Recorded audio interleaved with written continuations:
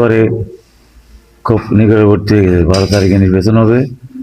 মোটামুটিভাবে যারা ভোটার তারা অলরেডি অনেকটা সিদ্ধান্ত নিয়ে নিয়েছে।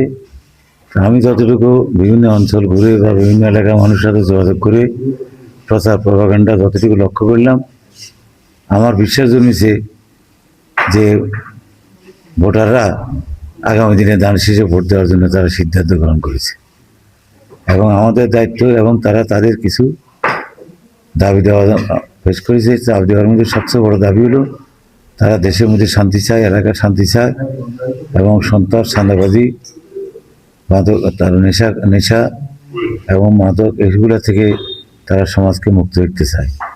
আমিও তাদের কাছে তাদের এই দাবির সাথে আমি একমত এবং আমরা আশা করি আগামী নির্বাচনের পর আমাদের অঞ্চল একটি শান্তির জনপদে পরিণত হবে।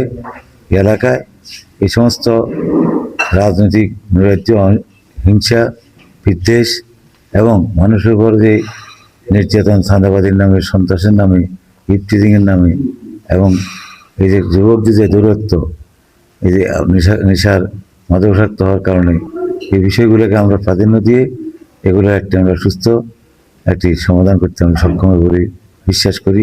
আল্লাহ আমাকে সাহায্য করবে। আর উন্নয়নমূলক প্রকল্পের বিষয়ে অনেক কথাই আছে, এগুলো অতীত সাইডবার এমপি ছিলাম, অনেকগুলো উন্নয়নমূলক কাজ করেছি।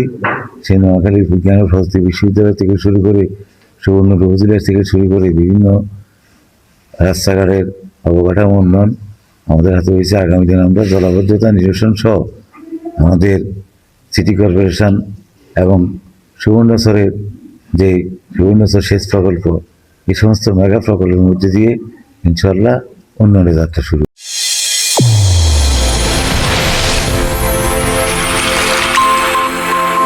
চ্যানেল A1 হৃদয় স্পন্দন।